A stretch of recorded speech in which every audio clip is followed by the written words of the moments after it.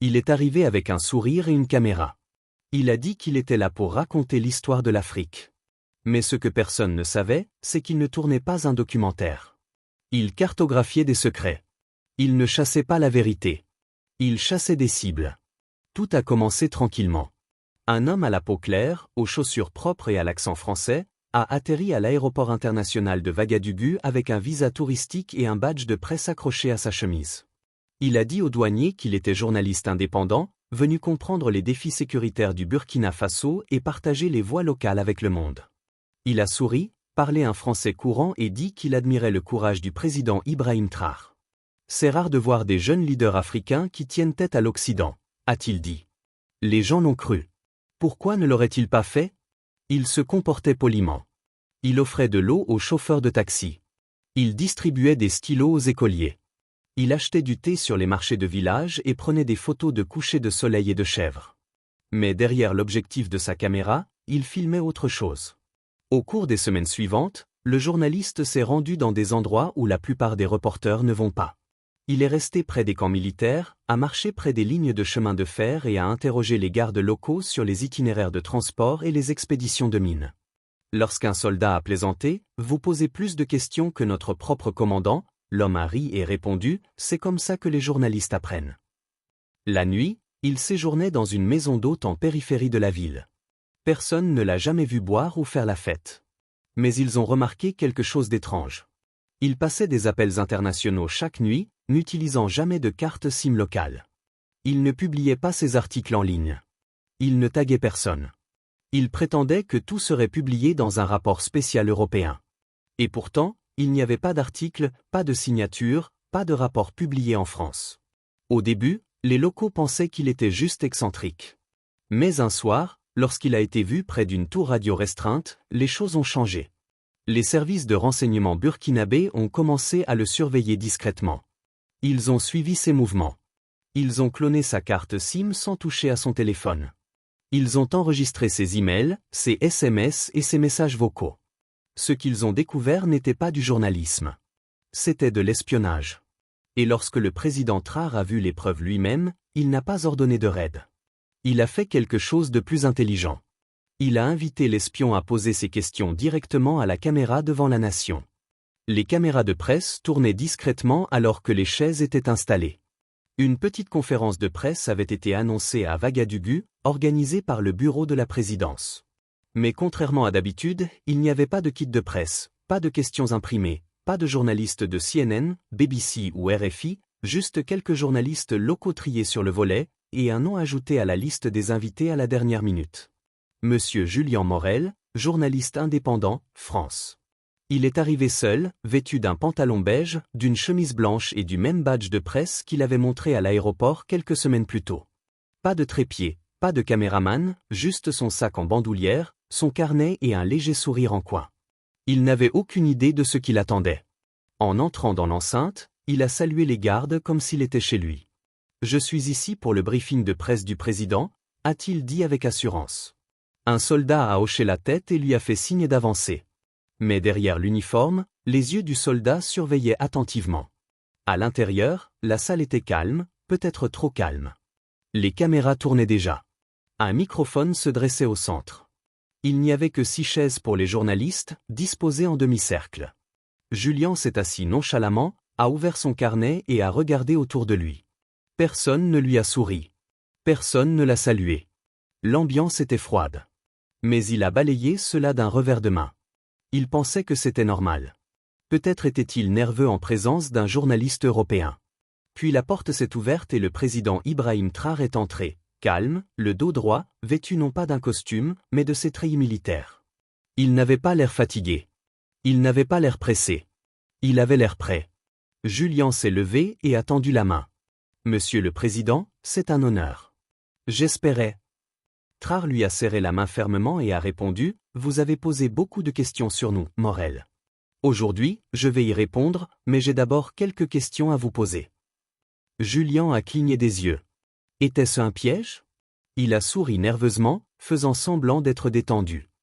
Bien sûr, c'est à cela que servent les interviews.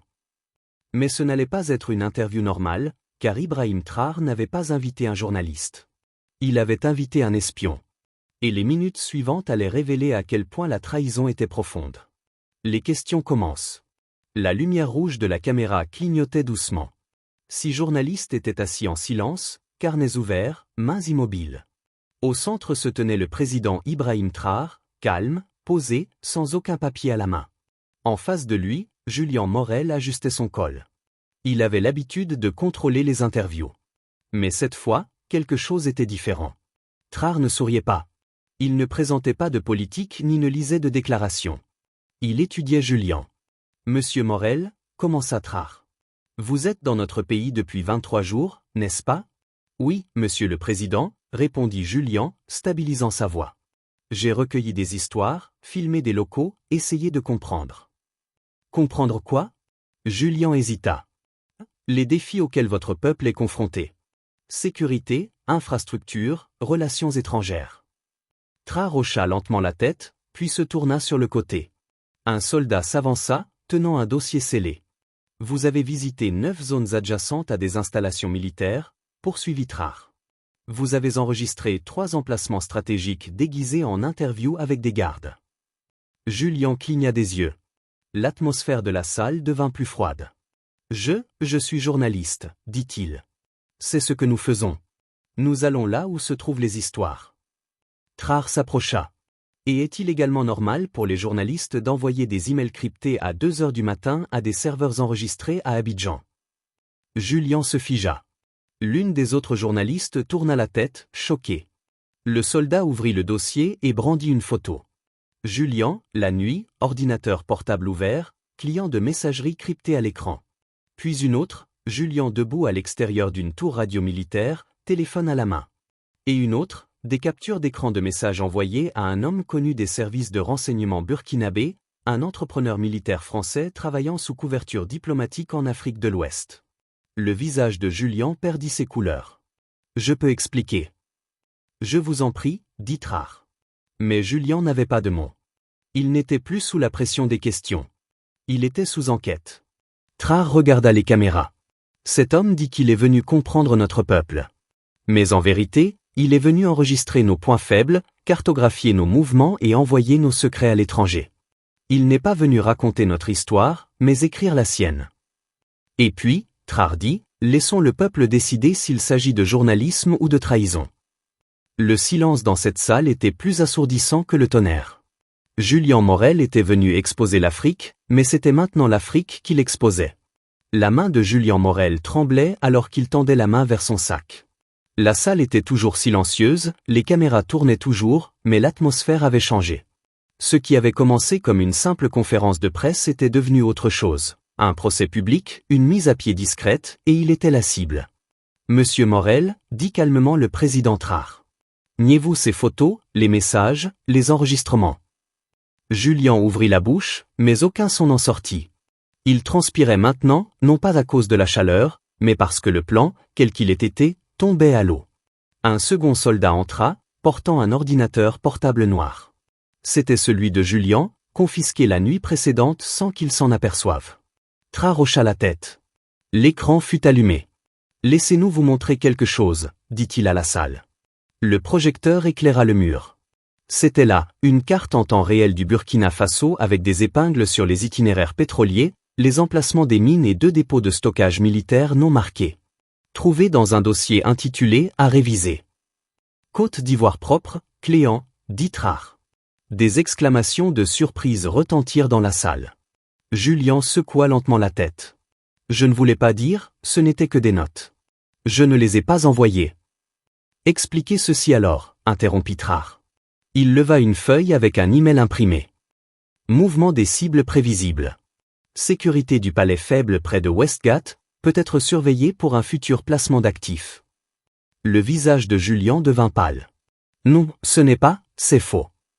Il a été envoyé depuis votre messagerie cryptée à 2h17 du matin depuis une maison d'hôte en zone 3.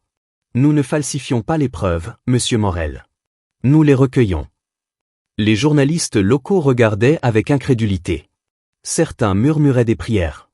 D'autres fixaient simplement l'homme blanc dans la salle qui marchait autrefois avec assurance, maintenant tremblant, ses mensonges se défaisant fil par fil. Il était venu ici avec un plan. Mais il avait sous-estimé le pays. Il avait sous-estimé son intelligence. Et surtout, il avait sous-estimé l'homme qui se tenait en face de lui. Le président Traore marcha lentement vers le microphone. Il n'était pas en colère. Il ne criait pas. Il regarda simplement dans la caméra et dit « Voilà ce qu'il nous envoie ». Pas de l'aide, pas d'excuses, mais des espions avec des caméras qui se font passer pour des journalistes. Ils pensent que nous allons sourire et rester silencieux, mais ce temps est révolu. Puis il se tourna une dernière fois vers Julien. « Vous êtes venu pour des histoires. Maintenant, vous êtes l'histoire. » Et sur ce, Traore donna l'ordre. « Escortez-le dehors. » 2 gardes s'avancèrent. Julien Morel ne résista pas. Il baissa simplement la tête et sortit comme il était entré. Sauf que cette fois, il ne tenait pas la caméra. Il était dans le cadre. Au coucher du soleil, la salle de presse était vide. Les caméras étaient rangées. Les chaises pliées. Mais le moment de cette confrontation entre le président Ibrahim Traore et Julien Morel avait déjà quitté la salle. Il était maintenant partout. La première vidéo est apparue sur les réseaux sociaux 1 heure seulement après l'événement. Elle montrait Traore demandant calmement « Appelez-vous cela du journalisme ou de la trahison ?»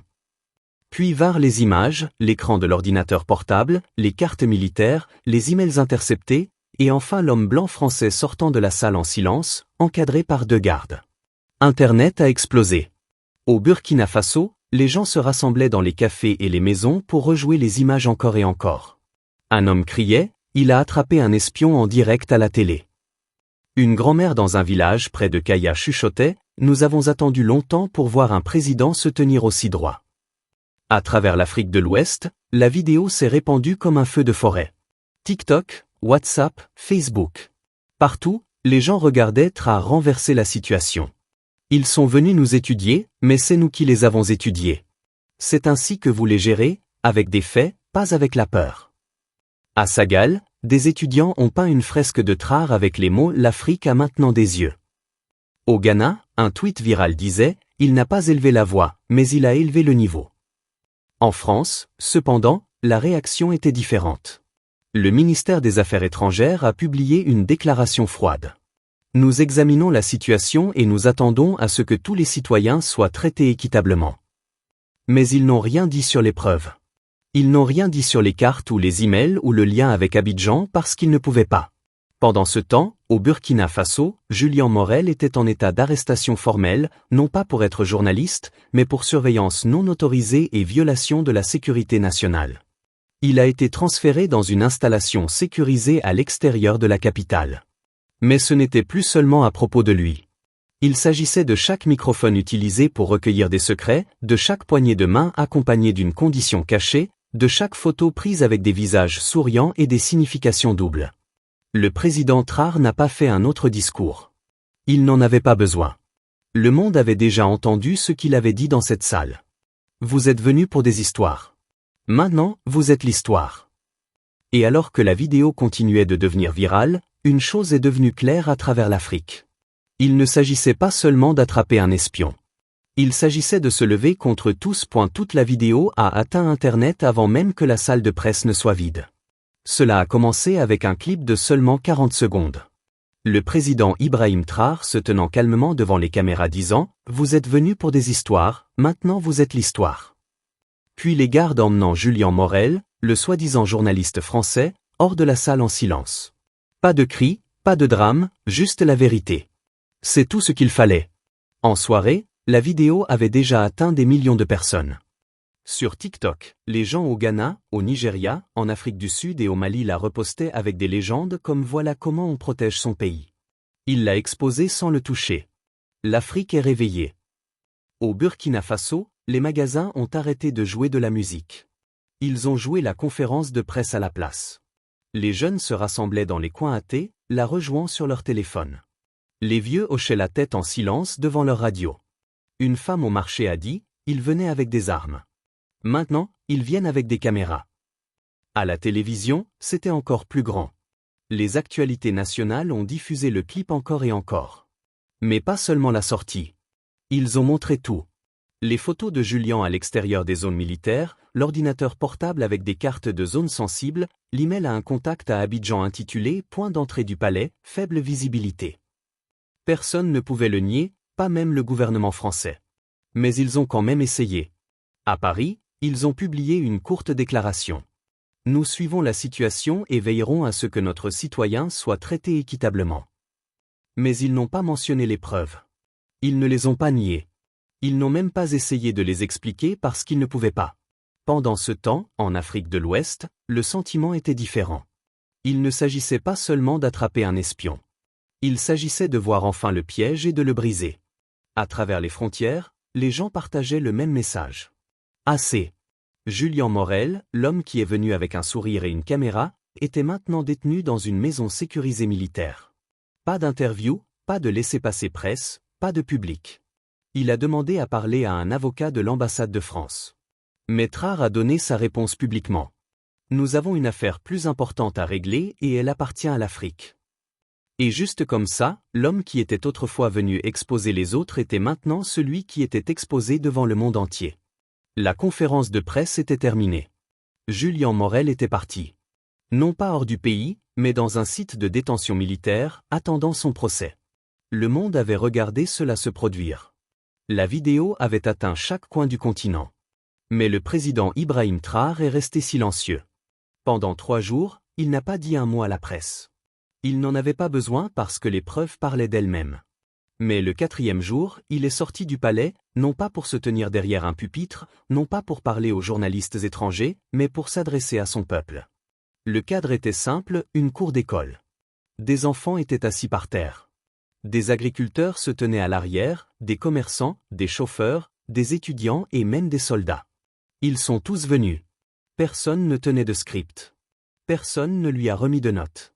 Il s'est tenu au soleil et a dit: ils nous observent depuis des années, non pas pour nous aider, mais pour contrôler ce que nous disons, ce que nous construisons, ce que nous rêvons. Ils ont envoyé un homme avec une caméra, mais ce n'était pas une caméra. C'était une arme pointée sur notre avenir.